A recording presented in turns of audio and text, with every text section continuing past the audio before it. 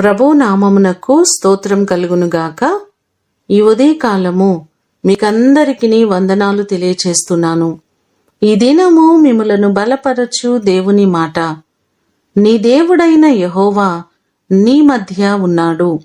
జెఫన్యా గ్రంథము 3వ అధ్యాయము 17వ వచనం. మన దేవుడు మన మధ్య ఉన్నారు, మనతో పాటు ఆయన ఉన్నారు.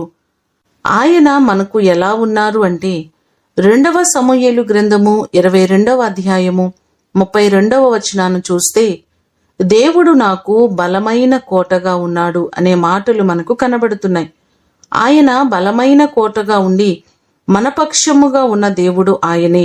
మొదటి దినవృత్తాంతముల గ్రంథము 22వ అధ్యాయము 18వ వచనాన్ని చూస్తే ఎట్లనగా, మీ దేవుడైన యెహోవా మీతో కూడా ఉన్నాడు కదా, చుట్టూనున్న వారి వలన తొందర లేకుండా ఆయన మీకు నెమ్మది ఇచ్చియున్నాడు కదా అనే మాటలు మనకు కనబడుతున్నాయి.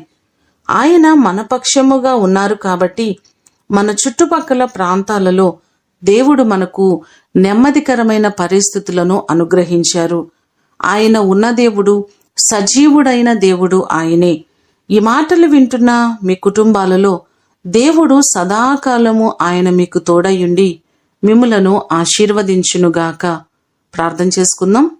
మహాగణుడా, మహోన్నతుడా, మీ పాదములకు వందనాలు, స్తోత్రాలు. మీరు మా మధ్య ఉన్నారు, మాతో పాటు ఉన్నానని ఈ దినము వాగ్దానం చేస్తున్నారు.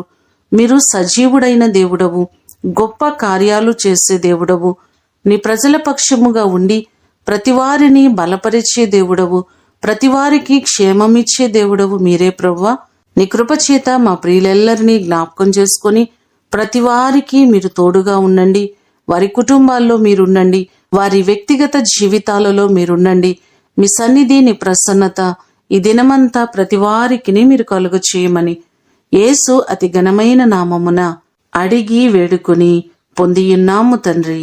ఆమేన్. దేవుడు మిమ్ములను దీవించునుగాక.